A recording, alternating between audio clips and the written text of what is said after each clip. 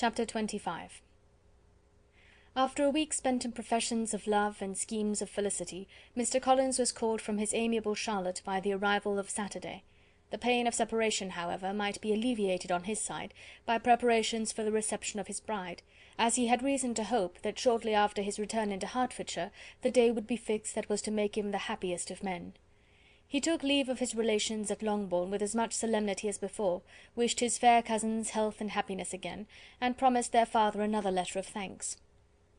On the following Monday Mrs. Bennet had the pleasure of receiving her brother and his wife, who came as usual to spend the Christmas at Longbourn. Mr. Gardiner was a sensible, gentlemanlike man, greatly superior to his sister, as well by nature as education. The Netherfield ladies would have had difficulty in believing that a man who lived by trade and within view of his own warehouses could have been so well bred and agreeable. Mrs. Gardiner, who was several years younger than Mrs. Bennet and Mrs. Phillips, was an amiable, intelligent, elegant woman, and a great favourite with all her Longbourn nieces. Between the two eldest and herself especially there subsisted a particular regard. They had frequently been staying with her in town.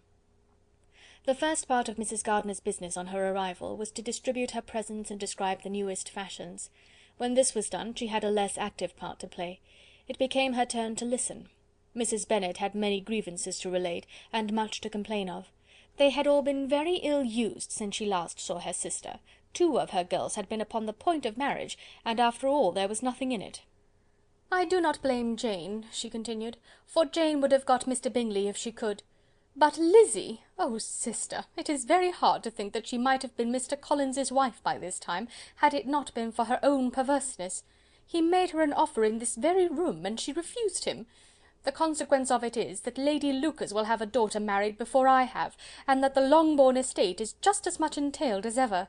The Lucases are very artful people indeed, sister. They are all for what they can get. I am very sorry to say it of them, but so it is. It makes me very nervous and poorly to be thwarted so in my own family, and to have neighbours who think of themselves before anybody else. However, your coming just at this time is the greatest of comforts, and I am very glad to hear what you tell us of long sleeves." Mrs. Gardiner, to whom the chief of this news had been given before, in the course of Jane and Elizabeth's correspondence with her, made her sister a slight answer, and in compassion to her nieces, turned the conversation. When alone with Elizabeth afterwards, she spoke more on the subject. "It seems likely to have been a desirable match for Jane," said she. "I am sorry it went off. But these things happen so often. A young man, such as you describe Mr. Bingley, so easily falls in love with a pretty girl for a few weeks, and when accident separates them, so easily forgets her, that these sorts of inconsistencies are very frequent." "An excellent consolation in its way," said Elizabeth, "but it will not do for us. We do not suffer by accident. It does not often happen that the interference of friends will persuade a young man of independent fortune to think no more of a girl whom he was violently in love with only a few days before." "But that expression of violently in love is so hackneyed, so doubtful, so indefinite, that it gives me very little idea. It is as often applied to feelings which arise from a half-hour's acquaintance as to a real strong attachment. Pray, how violent was Mr. Bingley's love?" "I never saw a more promising inclination. He was growing quite inattentive to other people, and wholly engrossed by her. Every time they met, it was more decided and remarkable. At his own ball he offended 2 or 3 young ladies by not asking them to dance, and I spoke to him twice myself without receiving an answer. Could there be finer symptoms? Is not general incivility the very essence of love?" "Oh yes, of that kind of love which I suppose him to have felt. Poor Jane! I am sorry for her, because, with her disposition, she may not get over it immediately. It had better have happened to you, Lizzy. You would have laughed yourself out of it sooner. But do you think she would be prevailed upon to go back with us? Change of scene might be of service, and perhaps a little relief from home may be as useful as anything." Elizabeth was exceedingly pleased with this proposal, and felt persuaded of her sister's ready acquiescence. "I hope," added Mrs. Gardiner, "that no consideration with regard to this young man will influence her. We live in so different a part of town, all our connections are so different, and as you well know, we go out so little, that it is very improbable that they should meet at all, unless he really comes to see her." "And that is quite impossible, for he is now in the custody of his friend, and Mr. Darcy would no more suffer him to call on Jane in such a part of London. My dear aunt, how could you think of it? Mr. Darcy may perhaps have heard of such a place as Gracechurch Street, but he would hardly think a month's ablution enough to cleanse him from its impurities, were he once to enter it, and depend upon it, Mr. Bingley never stirs without him. So much the better. I hope they will not meet at all. But does not Jane correspond with his sister? She will not be able to help calling. She will drop the acquaintance entirely.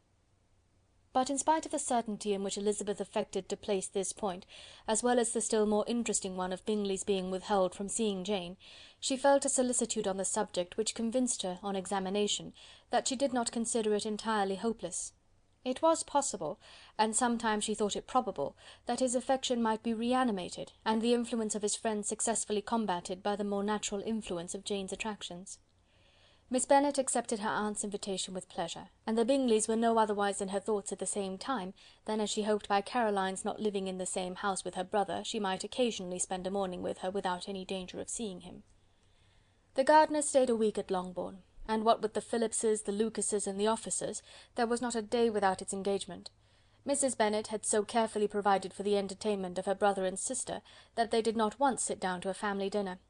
When the engagement was for home, some of the officers always made part of it, of which officers Mr. Wickham was sure to be one, and on these occasions Mrs. Gardiner, rendered suspicious by Elizabeth's warm commendation, narrowly observed them both.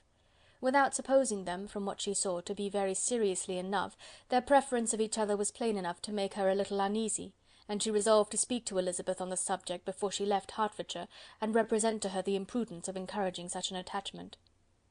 To Mrs. Gardiner, Wickham had one means of affording pleasure, unconnected with his general powers. About 10 or a dozen years ago, before her marriage, she had spent a considerable time in that very part of Derbyshire to which he belonged. They had, therefore, many acquaintances in common, and though Wickham had been little there since the death of Darcy's father, it was yet in his power to give her fresher intelligence of her former friends than she had been in the way of procuring.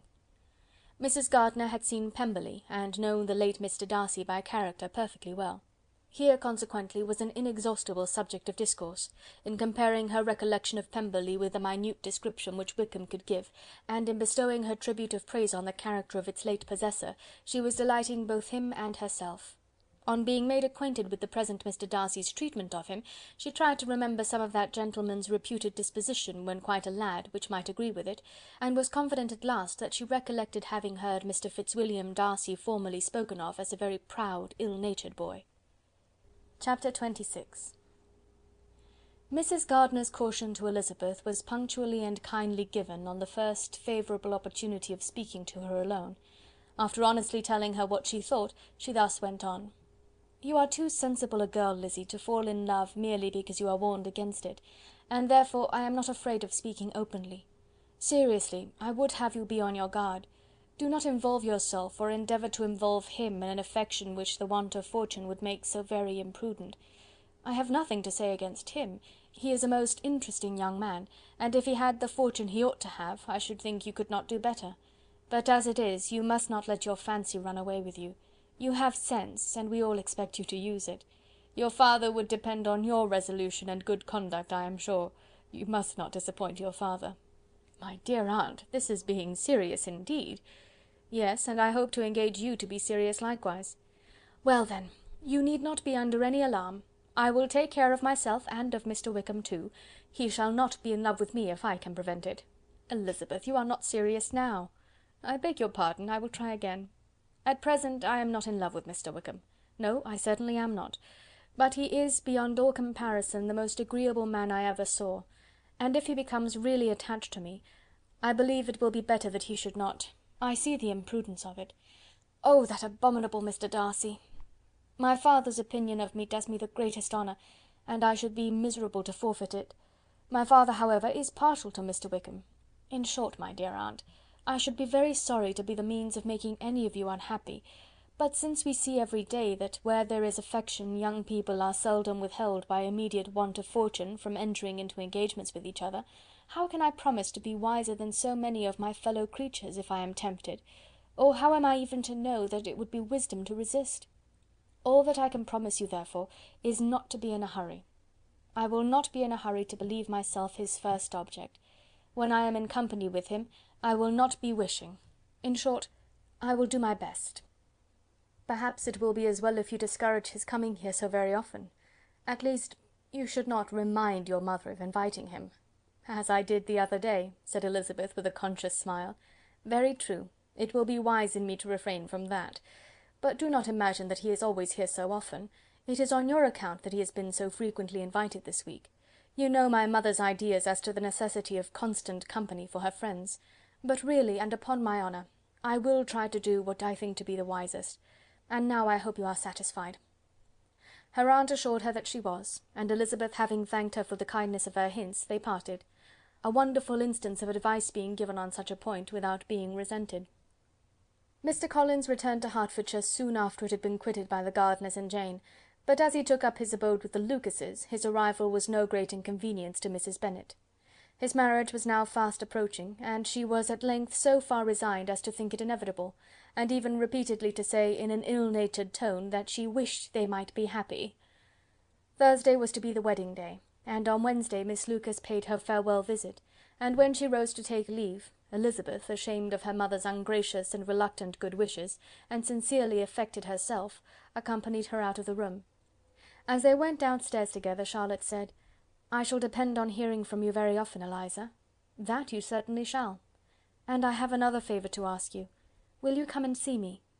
We shall often meet, I hope, in Hertfordshire. I am not likely to leave Kent for some time. Promise me, therefore, to come to Hunsford." Elizabeth could not refuse, though she foresaw little pleasure in the visit.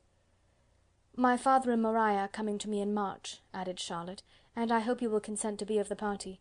Indeed, Eliza, you will be as welcome as either of them." The wedding took place, the bride and bridegroom set off for Kent from the church door, and everybody had as much to say or to hear on the subject as usual. Elizabeth soon heard from her friend, and their correspondence was as regular and frequent as it had ever been. That it should be equally unreserved was impossible. Elizabeth could never address her without feeling that all the comfort of intimacy was over, and though determined not to slacken as a correspondent, it was for the sake of what had been, rather than what was. Charlotte's first letters were received with a good deal of eagerness. There could not but be curiosity to know how she would speak of her new home, how she would like Lady Catherine, and how happy she would dare pronounce herself to be. Though, when the letters were read, Elizabeth felt that Charlotte expressed herself on every point exactly as she might have foreseen. She wrote cheerfully, seemed surrounded with comforts, and mentioned nothing which she could not praise. The house, the furniture, neighbourhood, and roads were all to her taste, and Lady Catherine's behaviour was most friendly and obliging. It was Mr. Collins's picture of Hunsford and Rosings rationally softened, and Elizabeth perceived that she must wait for her own visit there to know the rest. Jane had already written a few lines to her sister to announce their safe arrival in London, and when she wrote again, Elizabeth hoped it would be in her power to say something of the Bingleys. Her impatience for this second letter was as well rewarded as impatience generally is. Jane had been a week in town without either seeing or hearing from Caroline. She accounted for it, however, by supposing that her last letter to her friend from Longbourn had by some accident been lost. "My aunt," she continued, "is going to-morrow into that part of the town, and I shall take the opportunity of calling in Grosvenor Street." She wrote again when the visit was paid, and she had seen Miss Bingley. "I did not think Caroline in spirits," were her words, "but she was very glad to see me, and reproached me for giving her no notice of my coming to London. I was right, therefore, my last letter had never reached her. I inquired after their brother, of course. He was well, but so engaged with Mr. Darcy that they scarcely ever saw him. I found that Miss Darcy was expected to dinner. I wish I could see her. My visit was not long, as Caroline and Mrs. Hurst were going out. I dare say I shall see them soon here." Elizabeth shook her head over this letter. It convinced her that accident only could discover to Mr. Bingley her sister's being in town. 4 weeks passed away, and Jane saw nothing of him. She endeavoured to persuade herself that she did not regret it, but she could no longer be blind to Miss Bingley's inattention. After waiting at home every morning for a fortnight, and inventing every evening a fresh excuse for her, the visitor did at last appear, but the shortness of her stay, and yet more, the alteration of her manner, would allow Jane to deceive herself no longer. The letter which she wrote on this occasion to her sister will prove what she felt. "My dearest Lizzy will, I am sure, be incapable of triumphing in her better judgment at my expense, when I confess myself to have been entirely deceived in Miss Bingley's regard for me. But, my dear sister, though the event has proved you right, do not think me obstinate if I still assert that, considering what her behaviour was, my confidence was as natural as your suspicion. I do not at all comprehend her reason for wishing to be intimate with me, but if the same circumstances were to happen again, I am sure I should be deceived again. Caroline did not return my visit till yesterday, and not a note, not a line did I receive in the meantime. When she did come, it was very evident that she had no pleasure in it. She made a slight, formal apology for not calling before, said not a word of wishing to see me again, and was in every respect so altered a creature, that when she went away I was perfectly resolved to continue the acquaintance no longer. I pity, though I cannot help blaming her. She was very wrong in singling me out as she did. I can safely say that every advance to intimacy began on her side. But I pity her because she must feel that she has been acting wrong, and because I am very sure that anxiety for her brother is the cause of it. I need not explain myself farther, though we know this anxiety to be quite needless, yet if she feels it, it will easily account for her behaviour to me, and so deservedly dear as he is to his sister, whatever anxiety she must feel on his behalf is natural and amiable. I cannot but wonder, however, at her having any such fears now, because, if he had at all cared about me, we must have met long ago. He knows of my being in town, I am certain, from something she said herself, and yet it would seem, by her manner of talking, as if she wanted to persuade herself that he is really partial to Miss Darcy. I cannot understand it. If I were not afraid of judging harshly, I should be almost tempted to say that there is a strong appearance of duplicity in all this, but I will endeavour to banish every painful thought, and think only of what will make me happy. Your affection, and the invariable kindness of my dear uncle and aunt. Let me hear from you very soon. Miss Bingley said something of his never returning to Netherfield again, of giving up the house, but not with any certainty. We had better not mention it. I am extremely glad that you have such pleasant accounts from our friends at Hunsford. Pray go to see them with Sir William and Maria. I am sure you will be very comfortable there. Yours, etc. This letter gave Elizabeth some pain, but her spirits returned as she considered that Jane would no longer be duped, by the sister at least. All expectation from the brother was now absolutely over. She could not even wish for a renewal of his attentions. His character sunk on every review of it, and as a punishment for him, as well as a possible advantage to Jane, she seriously hoped that he might really soon marry Mr. Darcy's sister, as, by Wickham's account, she would make him abundantly regret what he had thrown away. Mrs. Gardiner about this time reminded Elizabeth of her promise concerning that gentleman, and required information, and Elizabeth had such to send as might rather give contentment to her aunt than to herself. His apparent partiality had subsided, his attentions were over, he was the admirer of someone else. Elizabeth was watchful enough to see it all, but she could see it and write of it without material pain. Her heart had been but slightly touched, and her vanity was satisfied with believing that she would have been his only choice, had fortune permitted it. The sudden acquisition of £10,000 was the most remarkable charm of the young lady to whom he was now rendering himself agreeable, but Elizabeth, less clear-sighted perhaps in this case than in Charlotte's, did not quarrel with him for his wish of independence. Nothing, on the contrary, could be more natural, and while able to suppose that it cost him a few struggles to relinquish her, she was ready to allow it a wise and desirable measure for both, and could very sincerely wish him happy. All this was acknowledged to Mrs. Gardiner, and after relating the circumstances, she thus went on. "I am now convinced, my dear aunt, that I have never been much in love, for had I really experienced that pure and elevating passion, I should at present detest his very name, and wish him all manner of evil. But my feelings are not only cordial towards him, they are even impartial towards Miss King. I cannot find out that I hate her at all, or that I am in the least unwilling to think her a very good sort of girl. There can be no love in all this. My watchfulness has been effectual, and though I certainly should be a more interesting object to all my acquaintances were I distractedly in love with him, I cannot say that I regret my comparative insignificance. Importance may sometimes be purchased too dearly. Kitty and Lydia take his defection much more to heart than I do. They are young in the ways of the world, and not yet open to the mortifying conviction that handsome young men must have something to live on as well as the plain." Chapter 27. With no greater events than these in the Longbourn family, and otherwise diversified by little beyond the walks to Meryton, sometimes dirty and sometimes cold, did January and February pass away. March was to take Elizabeth to Hunsford. She had not at first thought very seriously of going thither, but Charlotte, she soon found, was depending on the plan, and she gradually learned to consider it herself with greater pleasure as well as greater certainty. Absence had increased her desire of seeing Charlotte again, and weakened her disgust of Mr. Collins. There was novelty in the scheme, and as with such a mother and such uncompanionable sisters, home could not be faultless, a little change was not unwelcome for its own sake. The journey would, moreover, give her a peep at Jane, and in short, as the time drew near, she would have been very sorry for any delay. Everything, however, went on smoothly, and was finally settled according to Charlotte's first sketch. She was to accompany Sir William and his second daughter. The improvement of spending a night in London was added in time, and the plan became as perfect as plan could be. The only pain was in leaving her father, who would certainly miss her, and who, when it came to the point, so little liked her going, that he told her to write to him, and almost promised to answer her letter. The farewell between herself and Mr. Wickham was perfectly friendly, on his side even more. His present pursuit could not make him forget that Elizabeth had been the first to excite and to deserve his attention, the first to listen and to pity, the first to be admired; and in his manner of bidding her adieu, wishing her every enjoyment, reminding her of what she was to expect in Lady Catherine de Bourgh, and trusting their opinion of her, their opinion of everybody, would always coincide, there was a solicitude, an interest, which she felt must ever attach her to him with a most sincere regard; and she parted from him convinced that, whether married or single, he must always be her model of the amiable and pleasing.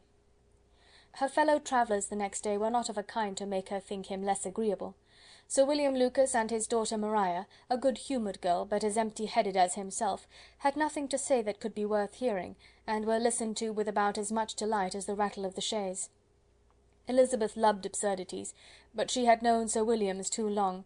He could tell her nothing new of the wonders of his presentation and knighthood, and his civilities were worn out, like his information.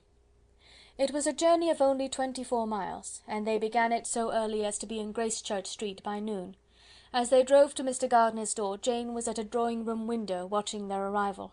When they entered the passage, she was there to welcome them, and Elizabeth, looking earnestly in her face, was pleased to see it healthful and lovely as ever. On the stairs were a troop of little boys and girls, whose eagerness for their cousin's appearance would not allow them to wait in the drawing-room, and whose shyness, as they had not seen her for a twelvemonth, prevented their coming lower. All was joy and kindness. The day passed most pleasantly away, the morning in bustle and shopping, and the evening at one of the theatres. Elizabeth then contrived to sit by her aunt. Their first object was her sister, and she was more grieved than astonished to hear, in reply to her minute inquiries, that though Jane always struggled to support her spirits, there were periods of dejection. It was reasonable, however, to hope that they would not continue long. Mrs. Gardiner gave her the particulars also of Miss Bingley's visit in Gracechurch Street, and repeated conversations occurring at different times between Jane and herself, which proved that the former had, from her heart, given up the acquaintance. Mrs. Gardiner then rallied her niece on Wickham's desertion, and complimented her on bearing it so well. "But, my dear Elizabeth," she added, "what sort of girl is Miss King? I should be sorry to think our friend mercenary." "Pray, my dear aunt, what is the difference in matrimonial affairs between the mercenary and the prudent motive? Where does discretion end and avarice begin? Last Christmas you were afraid of his marrying me because it would be imprudent, and now, because he is trying to get a girl with only 10,000 pounds, you want to find out that he is mercenary. If you will only tell me what sort of girl Miss King is, I shall know what to think. She is a very good kind of girl, I believe. I know no harm of her. But he paid her not the smallest attention till her grandfather's death made her mistress of this fortune." "No. What should he? If it were not allowable for him to gain my affections because I had no money, what occasion could there be for making love to a girl whom he did not care about, and who was equally poor?" "But there seems an indelicacy in directing his attentions toward her so soon after this event. A man in distressed circumstances has not time for all those elegant decorums which other people may observe. If she does not object to it, why should we? Her not objecting to it does not justify him. It only shows her being deficient in something herself, sense or feeling." "Well," cried Elizabeth, "have it as you choose. He shall be mercenary and she shall be foolish." "No, Lizzy, that is what I do not choose. I should be sorry, you know, to think ill of a young man who has lived so long in Derbyshire." "Oh, if that is all, I have a very poor opinion of young men who live in Derbyshire, and their intimate friends who live in Hertfordshire are not much better. I am sick of them all. Thank Heaven, I am going to-morrow, where I shall find a man who has not one agreeable quality, who has neither manner nor sense to recommend him. Stupid men are the only ones worth knowing after all." "Take care, Lizzy, that speech savours strongly of disappointment." Before they were separated by the conclusion of the play, she had the unexpected happiness of an invitation to accompany her uncle and aunt in a tour of pleasure which they proposed taking in the summer. "We have not determined how far it shall carry us," said Mrs. Gardiner, "but perhaps to the Lakes." No scheme could have been more agreeable to Elizabeth, and her acceptance of the invitation was most ready and grateful. "Oh, my dear, dear aunt!" she rapturously cried, "what delight! What felicity! You give me fresh life and vigour. Adieu to disappointment and spleen! What are young men to rocks and mountains? Oh, what hours of transport we shall spend! And when we do return, it shall not be like other travellers, without being able to give one accurate idea of anything. We will know where we have gone, we will recollect what we have seen. Lakes, mountains, and rivers shall not be jumbled together in our imaginations, nor when we attempt to describe any particular scene, will we begin quarrelling about its relative situation. Let our first effusions be less insupportable than those of the generality of travellers." Chapter XXVIII. Every object in the next day's journey was new and interesting to Elizabeth, and her spirits were in a state of enjoyment, for she had seen her sister looking so well as to banish all fear for her health, and the prospect of her northern tour was a constant source of delight. When they left the high road for the lane to Hunsford, every eye was in search of the parsonage, and every turning expected to bring it in view. The palings of Rosings Park was their boundary on one side. Elizabeth smiled at the recollection of all that she had heard of its inhabitants. At length the parsonage was discernible. The garden sloping to the road, the house standing in it, the green pales and the laurel hedge, everything declared they were arriving. Mr. Collins and Charlotte appeared at the door, and the carriage stopped at the small gate which led by a short gravel walk to the house, amidst the nods and smiles of the whole party. In a moment they were all out of the chaise, rejoicing at the sight of each other. Mrs. Collins welcomed her friend with the liveliest pleasure, and Elizabeth was more and more satisfied with coming when she found herself so affectionately received. She saw instantly that her cousin's manners were not altered by his marriage. His formal civility was just what it had been, and he detained her some minutes at the gate to hear and satisfy his inquiries after all her family. They were then, with no other delay than his pointing out the neatness of the entrance, taken into the house, and as soon as they were in the parlour, he welcomed them a second time, with ostentatious formality, to his humble abode, and punctually repeated all his wife's offers of refreshment. Elizabeth was prepared to see him in his glory, and she could not help fancying that in displaying the good proportion of the room, its aspect and its furniture, he addressed himself particularly to her, as if wishing to make her feel what she had lost in refusing him.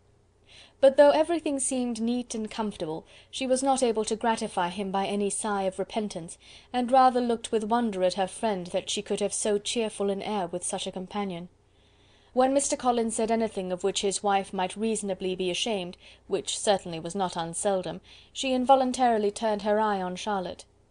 Once or twice she could discern a faint blush, but in general Charlotte wisely did not hear.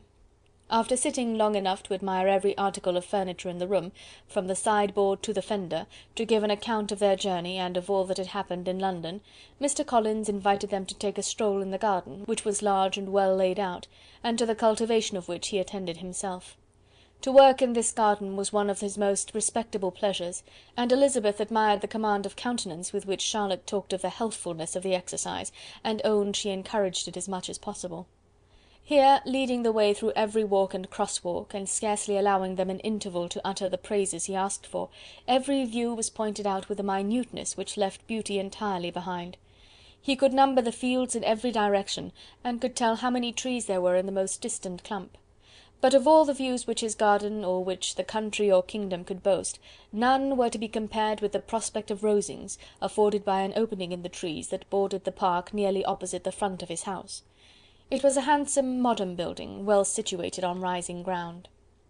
From his garden Mr. Collins would have led them round his 2 meadows, but the ladies, not having shoes to encounter the remains of a white frost, turned back, and while Sir William accompanied him, Charlotte took her sister and friend over the house, extremely well pleased probably to have the opportunity of showing it without her husband's help. It was rather small, but well built and convenient, and everything was fitted up and arranged with a neatness and consistency of which Elizabeth gave Charlotte all the credit. When Mr. Collins could be forgotten, there was really an air of great comfort throughout, and by Charlotte's evident enjoyment of it, Elizabeth supposed he must be often forgotten. She had already learnt that Lady Catherine was still in the country. It was spoken of again while they were at dinner, when Mr. Collins, joining in, observed: "Yes, Miss Elizabeth, you will have the honour of seeing Lady Catherine de Bourgh on the ensuing Sunday at church, and I need not say you will be delighted with her. She is all affability and condescension, and I doubt not but you will be honoured with some portion of her notice when service is over. I have scarcely any hesitation in saying she will include you and my sister Maria in every invitation with which she honours us during your stay here. Her behaviour to my dear Charlotte is charming. We dine at Rosings twice every week, and are never allowed to walk home. Her ladyship's carriage is regularly ordered for us. I should say one of her ladyship's carriages, for she has several." "Lady Catherine is a very respectable, sensible woman indeed," added Charlotte, "and a most attentive neighbour." "Very true, my dear, that is exactly what I say. She is the sort of woman whom one cannot regard with too much deference." The evening was spent chiefly in talking over Hertfordshire news, and telling again what had already been written, and when it closed, Elizabeth, in the solitude of her chamber, had to meditate upon Charlotte's degree of contentment, to understand her address in guiding, and composure in bearing with, her husband, and to acknowledge that it was all done very well. She also had to anticipate how her visit would pass: the quiet tenor of their usual employments, the vexatious interruptions of Mr. Collins, and the gaieties of their intercourse with Rosings. A lively imagination soon settled it all. About the middle of the next day, as she was in her room getting ready for a walk, a sudden noise below seemed to speak the whole house in confusion, and after listening a moment, she heard somebody running upstairs in a violent hurry, and calling loudly after her. She opened the door and met Maria in the landing-place, who, breathless with agitation, cried out: "Oh, my dear Eliza! Pray make haste and come into the dining-room, for there is such a sight to be seen! I will not tell you what it is. Make haste and come down this moment." Elizabeth asked questions in vain. Maria would tell her nothing more, and down they ran into the dining-room, which fronted the lane, in quest of this wonder. It was two ladies stopping in a low phaeton in the garden gate. "And is this all?" cried Elizabeth. "I expected at least that the pigs were got into the garden, and here is nothing but Lady Catherine and her daughter." "La, my dear," said Maria, quite shocked at the mistake, "it is not Lady Catherine. The old lady is Mrs. Jenkinson, who lives with them. The other is Miss de Bourgh. Only look at her! She is quite a little creature. Who would have thought that she could be so thin and small? She is abominably rude to keep Charlotte out of doors in all this wind. Why does she not come in?" "Oh, Charlotte says she hardly ever does. It is the greatest of favours when Miss de Bourgh comes in." "I like her appearance," said Elizabeth, struck with other ideas. "She looks sickly and cross. Yes, she will do for him very well. She will make him a very proper wife." Mr. Collins and Charlotte were both standing at the gate, in conversation with the ladies, and Sir William, to Elizabeth's high diversion, was stationed in the doorway, in earnest contemplation of the greatness before him, and constantly bowing whenever Miss de Bourgh looked that way. At length there was nothing more to be said. The ladies drove on, and the others returned into the house. Mr. Collins no sooner saw the two girls than he began to congratulate them on their good fortune, which Charlotte explained by letting them know that the whole party was asked to dine at Rosings the next day. Chapter 29. Mr. Collins's triumph, in consequence of this invitation, was complete. The power of displaying the grandeur of his patroness to his wandering visitors, and of letting them see her civility towards himself and his wife, was exactly what he had wished for, and that an opportunity of doing it should be given so soon, was such an instance of Lady Catherine's condescension, as he knew not how to admire enough. "I confess," said he, "that I should not have been at all surprised by her ladyship's asking us on Sunday to drink tea and spend the evening at Rosings. I rather expected, from my knowledge of her affability, that it would happen. But who could have foreseen such an attention as this? Who could have imagined that we should receive an invitation to dine there, an invitation, moreover, including the whole party, so immediately after your arrival?" "I am the less surprised at what has happened," replied Sir William, "from that knowledge of what the manners of the great really are, which my situation in life has allowed me to acquire. About the court such instances of elegant breeding are not uncommon." Scarcely anything was talked of the whole day or next morning but their visit to Rosings. Mr. Collins was carefully instructing them in what they were to expect, that the sight of such rooms, so many servants, and so splendid a dinner might not wholly overpower them. When the ladies were separating for the toilette, he said to Elizabeth, "Do not make yourself uneasy, my dear cousin, about your apparel. Lady Catherine is far from requiring that elegance of dress in us which becomes herself and her daughter. I would advise you merely to put on whatever of your clothes is superior to the rest. There is no occasion for anything more. Lady Catherine will not think the worse of you for being simply dressed. She likes to have the distinction of rank preserved." While they were dressing, he came 2 or 3 times to their different doors, to recommend their being quick, as Lady Catherine very much objected to be kept waiting for her dinner. Such formidable accounts of her ladyship, and her manner of living, quite frightened Maria Lucas, who had been little used to company, and she looked forward to her introduction at Rosings with as much apprehension as her father had done to his presentation at St. James'. As the weather was fine, they had a pleasant walk of about half a mile across the park. Every park has its beauty and its prospects, and Elizabeth saw much to be pleased with, though she could not be in such raptures as Mr. Collins expected the scene to inspire, and was but slightly affected by his enumeration of the windows in front of the house, and his relation of what the glazing altogether had originally cost Sir Lewis de Bourgh. When they ascended the steps to the hall, Maria's alarm was every moment increasing, and even Sir William did not look perfectly calm. Elizabeth's courage did not fail her. She had heard nothing of Lady Catherine that spoke her awful from any extraordinary talents or miraculous virtue, and the mere stateliness of money or rank she thought she could witness without trepidation. From the entrance hall, of which Mr. Collins pointed out with a rapturous air the fine proportion and the finished ornaments, they followed the servants through an antechamber to the room where Lady Catherine, her daughter, and Mrs. Jenkinson were sitting. Her ladyship, with great condescension, arose to receive them, and as Mrs. Collins had settled it with her husband that the office of introduction should be hers, it was performed in a proper manner, without any of those apologies and thanks which he would have thought necessary. In spite of having been at St. James's, Sir William was so completely awed by the grandeur surrounding him, that he had but just courage enough to make a very low bow and take his seat without saying a word, and his daughter, frightened almost out of her senses, sat on the edge of her chair, not knowing which way to look. Elizabeth found herself quite equal to the scene, and could observe the 3 ladies before her composedly. Lady Catherine was a tall, large woman, with strongly marked features, which might once have been handsome. Her air was not conciliating, nor was her manner of receiving them such as to make her visitors forget their inferior rank. She was not rendered formidable by silence, but whatever she said was spoken in so authoritative a tone as marked her self-importance, and brought Mr. Wickham immediately to Elizabeth's mind, and from the observation of the day altogether, she believed Lady Catherine to be exactly what he represented. When, after examining the mother, in whose countenance and deportment she soon found some resemblance of Mr. Darcy, she turned her eyes on the daughter, she could almost have joined in Maria's astonishment at her being so thin and so small. There was neither in figure nor face any likeness between the ladies. Mr. Bourgh was pale and sickly, her features, though not plain, were insignificant, and she spoke very little, except in a low voice to Mrs. Jenkinson, in whose appearance there was nothing remarkable, and who was entirely engaged in listening to what she said, and placing a screen in the proper direction before her eyes.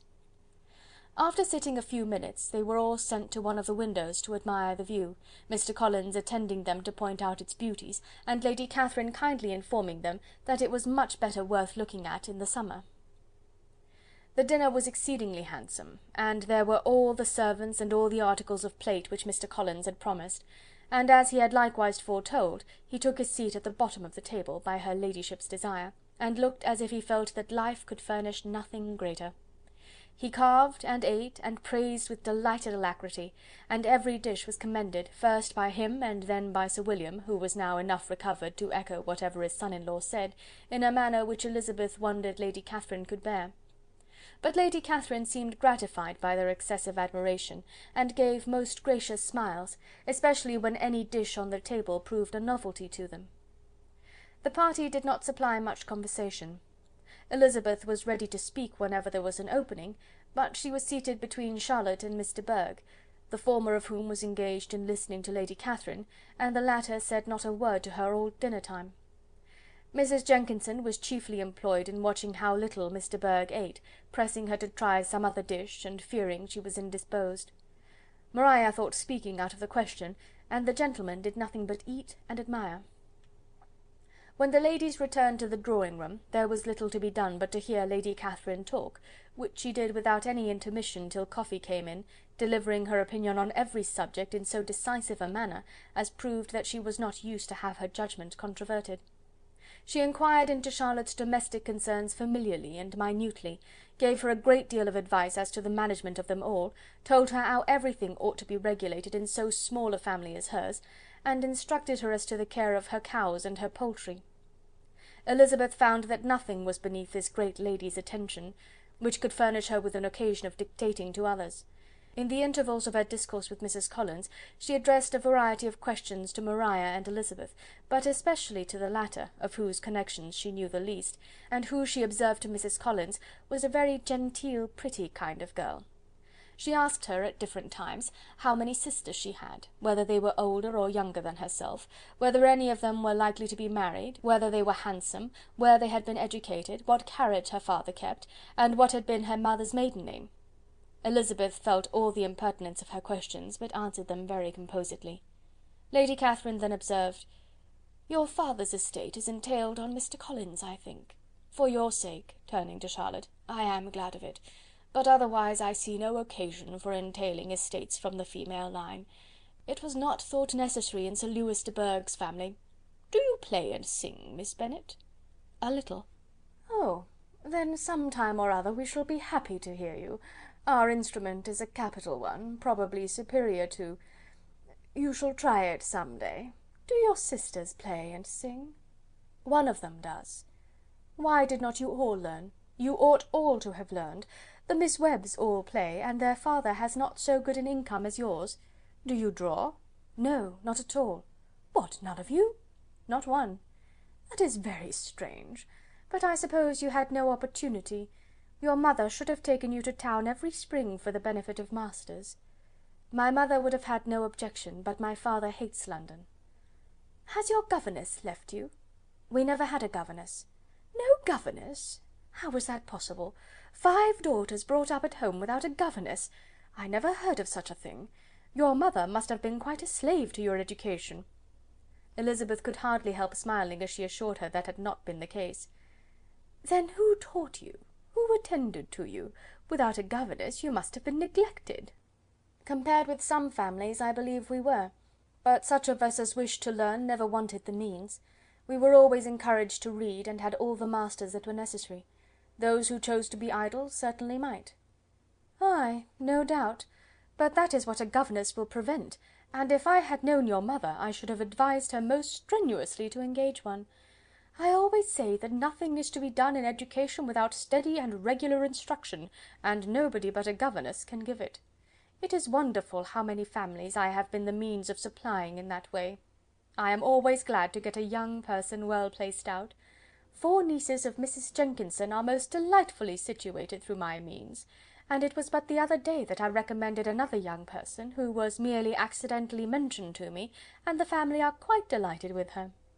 Mrs. Collins, did I tell you of Lady Metcalfe's calling yesterday to thank me? She finds Miss Pope a treasure. Lady Catherine, said she, you have given me a treasure. Are any of your younger sisters out, Miss Bennet?" "Yes, ma'am, all." "All? What, all 5 out at once? Very odd. And you only the second? The younger ones out before the elder ones are married? Your younger sisters must be very young." "Yes, my youngest is not 16. Perhaps she is full young to be much in company, but really, ma'am, I think it would be very hard upon younger sisters that they should not have their share of society and amusement, because the elder have not the means or inclination to marry early. The last-born has as good a right to the pleasures of youth as the first, and to be kept back on such a motive, I think it would not be very likely to promote sisterly affection or delicacy of mind." "Upon my word," said her ladyship, "you give your opinion very decidedly for so young a person. Pray, what is your age?" "With 3 younger sisters grown up," replied Elizabeth, smiling, Your ladyship can hardly expect me to own it."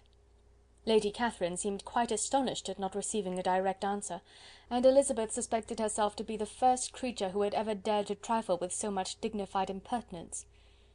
"You cannot be more than 20, I am sure, therefore you need not conceal your age." "I am not 21." When the gentlemen had joined them, and tea was over, the card tables were placed. Lady Catherine, Sir William, and Mr. and Mrs. Collins sat down to quadrille, and as Miss de Bourgh chose to play at casino, the two girls had the honour of assisting Mrs. Jenkinson to make up her party. Their table was superlatively stupid. Scarcely a syllable was uttered that did not relate to the game, except when Mrs. Jenkinson expressed her fears of Miss de Bourgh's being too hot or too cold, or having too much or too little light. A great deal more passed at the other table. Lady Catherine was generally speaking, stating the mistakes of the three others, or relating some anecdote of herself. Mr. Collins was employed in agreeing to everything her ladyship said, thanking her for every fish he won, and apologizing if he thought he won too many. Sir William did not say much. He was storing his memory with anecdotes and noble names. When Lady Catherine and her daughter had played as long as they chose, the tables were broken up, the carriage was offered to Mrs. Collins, gratefully accepted, and immediately ordered. The party then gathered round the fire to hear Lady Catherine determine what weather they were to have on the morrow. From these instructions they were summoned by the arrival of the coach, and with many speeches of thankfulness on Mr. Collins's side, and as many bows on Sir William's, they departed. As soon as they had driven from the door, Elizabeth was called on by her cousin to give her opinion of all that she had seen at Rosings, which, for Charlotte's sake, she made more favourable than it really was. But her commendation, though costing her some trouble, could by no means satisfy Mr. Collins, and he was very soon obliged to take her ladyship's praise into his own hands. Chapter 30. Sir William stayed only a week at Hunsford, but his visit was long enough to convince him of his daughter's being most comfortably settled, and of her possessing such a husband and such a neighbour as were not often met with. While Sir William was with them, Mr. Collins devoted his morning to driving him out in his gig and showing him the country. But when he went away, the whole family returned to their usual employments, and Elizabeth was thankful to find that they did not see more of her cousin by the alteration, for the chief of the time between breakfast and dinner was now passed by him either at work in the garden, or in reading and writing, and looking out of the window in his own book-room, which fronted the road. The room in which the ladies sat was backwards. Elizabeth had at first rather wondered that Charlotte should not prefer the dining parlour for common use. It was a better-sized room, and had a more pleasant aspect, but she soon saw that her friend had an excellent reason for what she did, for Mr. Collins would undoubtedly have been much less in his own apartment had they sat in one equally lively, and she gave Charlotte credit for the arrangement.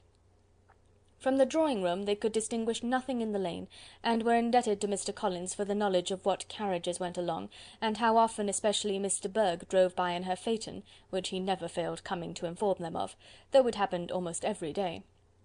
She not infrequently stopped at the parsonage, and had a few minutes' conversation with Charlotte, but was scarcely ever prevailed upon to get out. Very few days passed in which Mr. Collins did not walk to Rosings, and not many in which his wife did not think it necessary to go likewise, and till Elizabeth recollected that there might be other family livings to be disposed of, she could not understand the sacrifice of so many hours.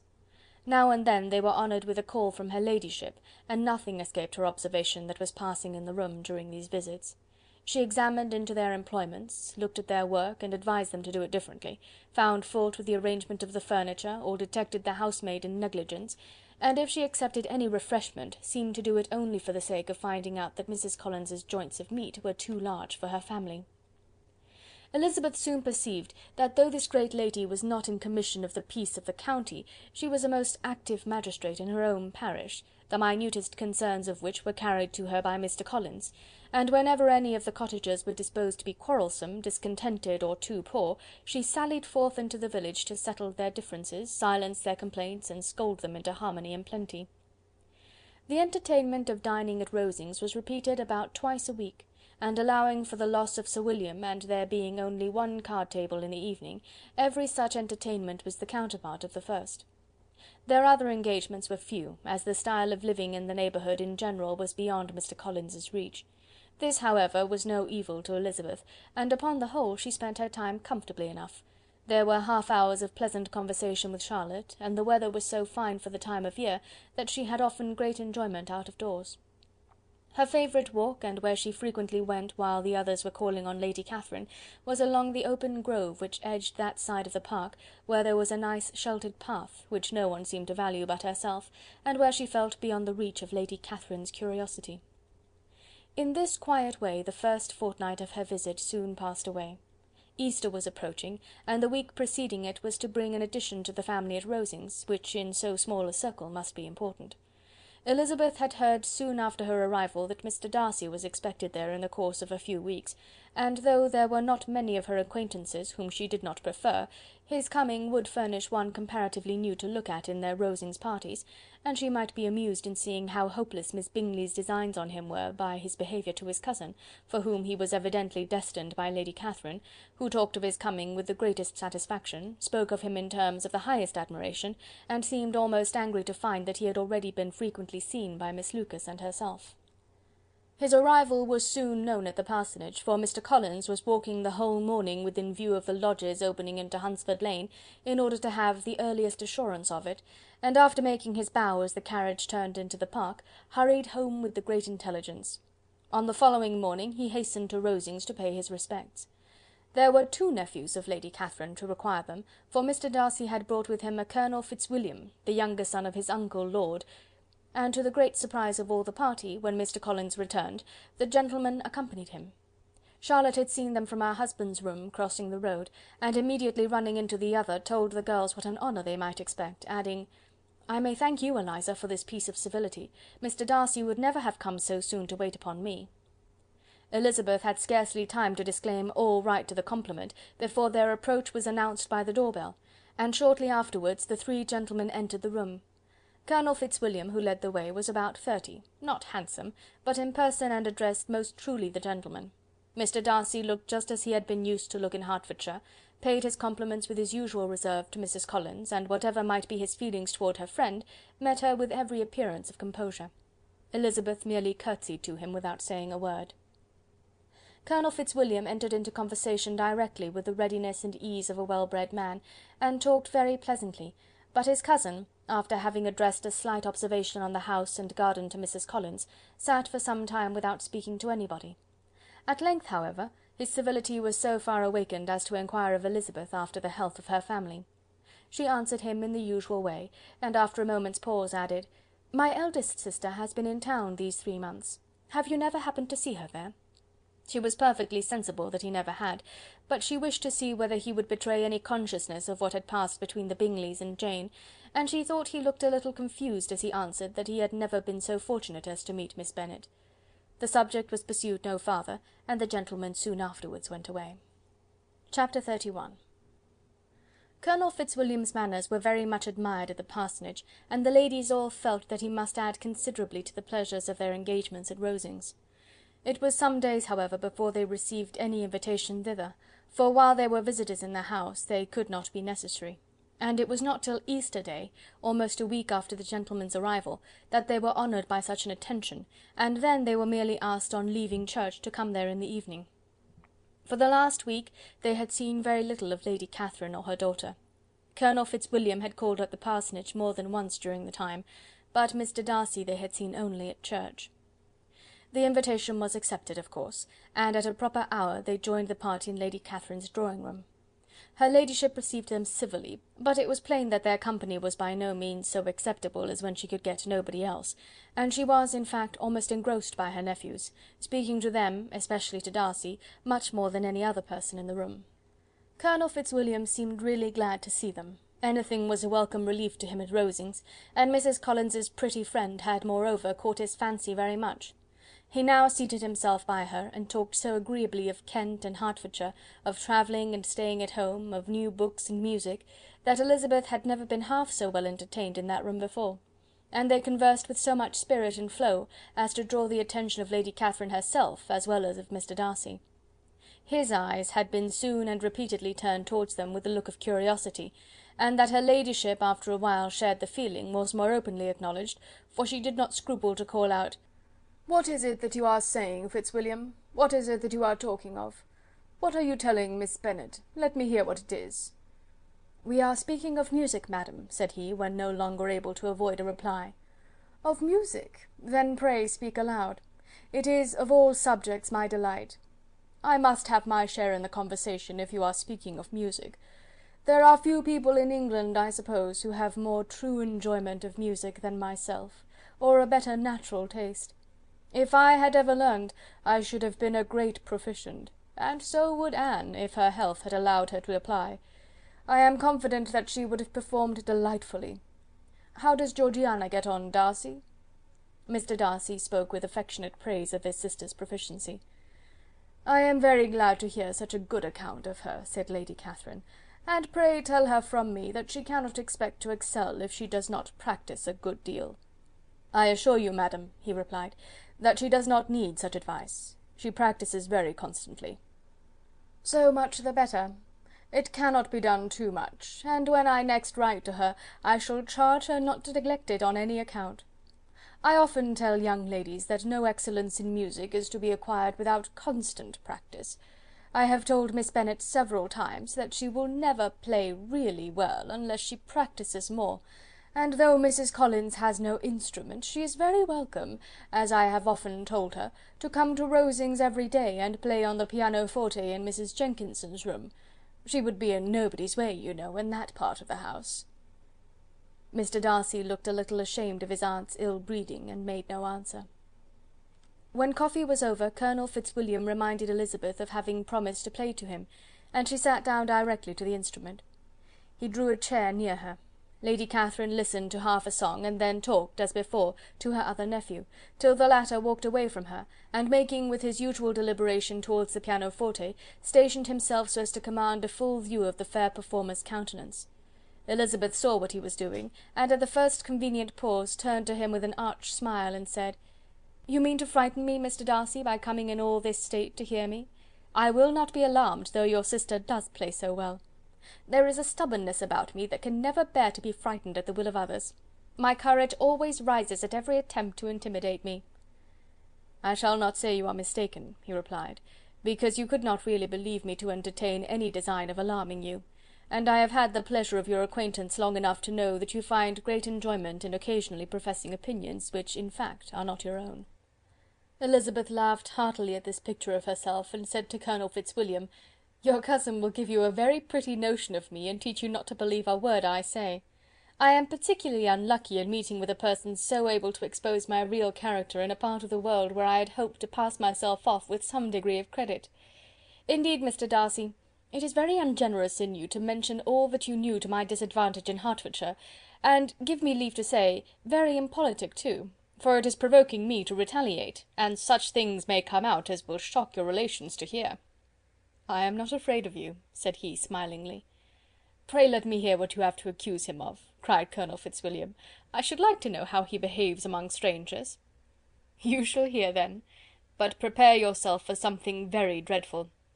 The first time of my ever seeing him in Hertfordshire, you must know, was at a ball, and at this ball, what do you think he did? He danced only 4 dances, though gentlemen were scarce, and to my certain knowledge more than one young lady was sitting down in want of a partner. Mr. Darcy, you cannot deny the fact." "I had not at that time the honour of knowing any lady in the assembly beyond my own party." "True, and nobody can ever be introduced in a ball-room. Well, Colonel Fitzwilliam, what do I play next? My fingers wait your orders." "Perhaps," said Darcy, "I should have judged better, had I sought an introduction, but I am ill qualified to recommend myself to strangers." "Shall we ask your cousin the reason of this?" said Elizabeth, still addressing Colonel Fitzwilliam. "Shall we ask him why a man of sense and education, and who has lived in the world, is ill qualified to recommend himself to strangers?" "I can answer your question," said Fitzwilliam, without applying to him. "It is because he will not give himself the trouble." "I certainly have not the talent which some people possess," said Darcy, "of conversing easily with those I have never seen before. I cannot catch their tone of conversation, or appear interested in their concerns, as I often see done." "My fingers," said Elizabeth, "do not move over this instrument in the masterly manner which I see many women's do. They have not the same force or rapidity, and do not produce the same expression. But then I have always supposed it to be my own fault, because I will not take the trouble of practising. It is not that I do not believe my fingers as capable as any other woman's of superior execution." Darcy smiled and said, "You are perfectly right. You have employed your time much better. No one admitted to the privilege of hearing you can think anything wanting. We neither of us perform to strangers." Here they were interrupted by Lady Catherine, who called out to know what they were talking of. Elizabeth immediately began playing again. Lady Catherine approached, and after listening for a few minutes, said to Darcy, "Miss Bennet would not play at all amiss if she practised more, and could have the advantage of a London master. She has a very good notion of fingering, though her taste is not equal to Anne's. Anne would have been a delightful performer, had her health allowed her to learn." Elizabeth looked at Darcy to see how cordially he assented to his cousin's praise, but neither at that moment, nor at any other, could she discern any symptom of love, and from the whole of his behaviour to Miss de Bourgh she derived this comfort for Miss Bingley, that he might have been just as likely to marry her had she been his relation. Lady Catherine continued her remarks on Elizabeth's performance, mixing them with many instructions on execution and taste. Elizabeth received them with all the forbearance of civility, and at the request of the gentlemen, remained at the instrument till her ladyship's carriage was ready to take them all home.